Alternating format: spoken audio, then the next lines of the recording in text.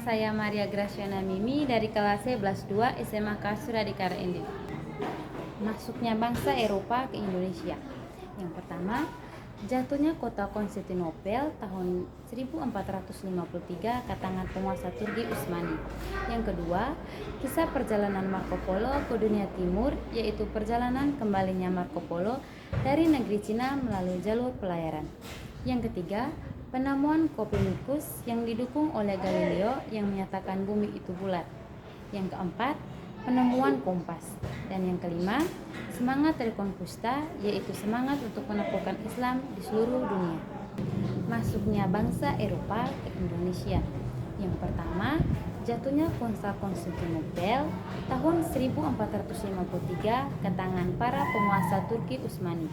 Yang kedua, kisah perjalanan Marco Polo ke dunia timur, yaitu perjalanan kembalinya Marco Polo dari negeri Cina melalui jalur pelayaran. Yang ketiga, penemuan Copernicus yang didukung oleh Galileo yang menyatakan bumi itu bulat. Yang keempat, penemuan kompas. Dan yang kelima, semangat Reconquista, yaitu semangat untuk menaklukkan Islam di seluruh dunia.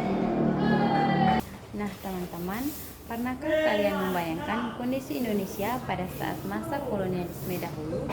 Pastinya, pada masa itu rakyat Indonesia sangat merasakan penderitaan dan kesengsaraan.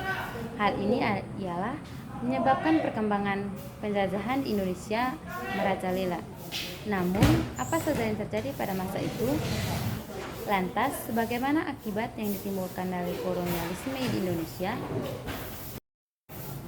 Nah, sebelum kita bahas lebih jauh, ada baiknya teman-teman memahami pengertian dari kolonialisme itu sendiri. Jadi, kolonialisme merupakan istilah yang berasal dari kata kolonus, artinya adalah menguasai. Oleh sebab itu, kolonialisme dapat dimaknai sebagai suatu upaya yang dilakukan suatu negara untuk menguasai wilayah tersebut di luar negaranya. Adapun tujuan dari kolonialisme suatu negara ialah untuk mencapai kekuatan dominan di berbagai bidang kehidupan, baik politik, ekonomi, sumber daya alam maupun sumber daya manusia. Hal ini terjadi sebab sebuah negara yang ingin melakukan kolonialisme tidak memiliki kekayaan yang dibutuhkan. Selain itu, sebuah negara yang hendak melakukan kolonialisme merupakan negara superior daripada negara lain. Ciri utama terjadinya kolonialisme adalah penguasaan suatu wilayah yang terjadi sumber daya alam yang melimpah untuk dibawa ke negara asal penjajah tersebut. Biasanya proses kekuasaan ini berlangsung cukup lama karena dukungan militer yang kuat. Contohnya, negara yang berhasil menguasai wilayah lain yaitu Belanda, Spanyol, Portugis, dan Inggris. Teman-teman, negara kita ini adalah negara penghasil rempah-rempah loh. Hampir seluruh sumber daya alam di Indonesia menjadi incaran bangsa asing sejak dulu. Rempah-rempah merupakan bahan pokok utama yang bisa dijadikan bahan pengawet dan penghangat. Selain itu, rempah-rempah memiliki nilai yang sangat tinggi sehingga orang-orang pada zaman dulu menyebutnya sebagai simbol kejayaan. Oleh karena itu, bangsa Eropa saling bersaing menemukan daerah-daerah penghasil rempah-rempah, salah satunya di Indonesia. Selain itu, perlu diketahui bahwa ada beberapa hal yang mendorong bangsa Eropa datang ke Indonesia. Misalnya seperti kemajuan pengetahuan dan teknologi dengan penemuan kompas, teropong, dan peta. Yang kedua, adanya buku Imago Mundi karangan Marco Polo tentang perjalanan ke timur.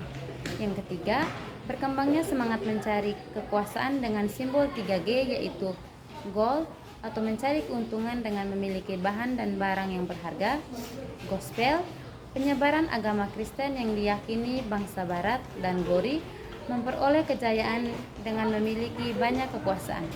Dan yang terakhir, jatuhnya kekuasaan Konstantinopel pada tahun 1453 ke tangan Turki Utsmani. Jadi teman-teman, hal tersebutlah yang menjadi pendorong bangsa Eropa datang dan menciptakan kolonialisme di Indonesia. Indonesia mengalami penderitaan penjajahan dari bangsa Eropa cukup lama. Hal ini dirasakan mulai dari pemerintahan Belanda, Inggris, Jepang, dan lainnya. Berikut adalah penjelasan terkait topik di atas. Yang pertama, masa pemerintahan Republik Batak. Indonesia mengalami penjajahan oleh Kerajaan Belanda pada kepemimpinan Louis Napoleon. Ia merupakan adik kandung Napoleon Bonaparte. Pada tahun 1808, Louis Napoleon mengangkat seorang gubernur untuk mempertahankan serta memimpin Pulau Jawa. Tokoh tersebut adalah Gubernur Jenderal Herman William Daendels, dengan tujuan memperbaiki nasib rakyat sesuai Revolusi Prancis. Pada masa kepemimpinan Daendels, banyak kebijakan yang dilakukan untuk mengatur kehidupan rakyat Indonesia. Misalnya seperti pembangunan jalan akhir Parukan, pengeluaran uang kertas, mengangkat bupati menjadi pegawai pemerintah, serta membangun Pulau Jawa menjadi 9 prefektur. Namun, terdapat pula sisi negatif pemerintahan Daendels, yaitu maraknya praktik pembudakan serta hubungan yang kurang baik dengan kerajaan-kerajaan di Indonesia pada masa itu. Hal itu menyebabkan pemerintah Daendels mendapat banyak perlawanan dari rakyat Indonesia. Kemudian, masa pemerintahannya selesai sekaligus digantikan dengan gubernur baru yaitu Johnson pada tahun 1811. Sayangnya, masa pemerintahan Johnson tidak selama Daendels karena pasukan Inggris datang menyerang sehingga membuatnya mundur dan menandatangani perjanjian Puntang. Yang kedua, masa pemerintahan Inggris. Setelah berhasil menguasai Indonesia pada tahun 1811, pemimpin Inggris yang berada di India yaitu Lord Minto memerintahkan Thomas Stamford Raffles untuk menguasai Pulau Jawa. Banyak kebijakan yang dibuat oleh Raffles, misalnya pada bidang pemerintahan. Raffles membagi Pulau Jawa dalam 16 wilayah dan melarang adanya kerja paksa sekaligus perbudakan. Yang ketiga, masa pemerintahan Belanda. Berakhirnya masa pemerintahan Inggris membuat Indonesia mengalami penderitaan yang cukup panjang atas pemerintahan Belanda. Seorang gubernur jenderal yang ditunjuk untuk memerintah di Indonesia adalah Van der Capellen. Ia membuat kebijakan seperti penghapusan peran penguasa tradisional atau kerajaan, menerapkan pajak yang membuat rakyat menderita, sekaligus sistem pembudakan kembali dilakukan. Namun, karena pada masa pemerintahan Capellen, Belanda merasa ekonominya mulai menurun akibat peperangan dengan bangsa Eropa maupun rakyat Indonesia. Hal ini menyebabkan ditunjukkan gubernur baru yang bernama Van der Bos. Misi utamanya adalah meningkatkan penerimaan negara Belanda. Oleh sebab itu, Van den Bos memperlakukan sistem tanam paksa pada tahun 1830. Kebijakannya ini sangat memberatkan rakyat, karena rakyat harus membayar pajak atas tanah yang ditanami, memperlakukan kerja rodi bagi rakyat yang tidak memiliki tanah, penanaman yang melebihi usia tanam, serta hasil panen yang harus dijual ke pemerintahan. Inilah yang menyebabkan rakyat mengalami kesengsaraan karena adanya sistem tanam paksa yang diberlakukan oleh pemerintah Belanda akibat dari kolonialisme. Teman-teman, pernahkah kalian membayangkan bagaimana kehidupan rakyat Indonesia pada masa kolonialisme? Pastinya sangat menderita ya. Hidup dalam bayang-bayang penjajahan serta mengalami siksaan baik fisik maupun mental setiap harinya. Berikut adalah rincian akibat dari masa kolonialisme di Indonesia. Yang pertama, dalam bidang politik. Adanya penerapan pemerintahan tidak langsung di mana kekuasaan dipimpin oleh bupati atau gubernur atas nama kolonial. Yang kedua, munculnya berbagai perlawanan rakyat Indonesia atas kebijakan pemerintah kolonial yang tidak adil. Yang berikut, kekuasaan kerajaan diambil alih dan tergantung pada pemerintahan kolonial. Oleh sebab itu, rakyat banyak melakukan pemberontakan dan terpecah belah. Yang keempat, Jawa menjadi pusat pemerintahan dan dibagi atas beberapa wilayah prefektur. Yang terakhir, hukum adat diubah menjadi hukum modern oleh bangsa Barat. Yang kedua, akibat bidang ekonomi. Terjadinya monopoli perdagangan oleh penjajahan terhadap rakyat Indonesia. Bidang pertanian sebagai sumber ekonomi utama rakyat tergeser pada bidang industri perkebunan. Praktik monopoli perdagangan oleh VOC yang membuat perdagangan di Nusantara mengalami kemunduran di kancah internasional. Adanya sistem pajak bumi dan penyerahan hasil bumi kepada pemerintahan kolonial. Penerapan sistem tanam paksa yang membuat rakyat mengalami kerugian dan penderitaan.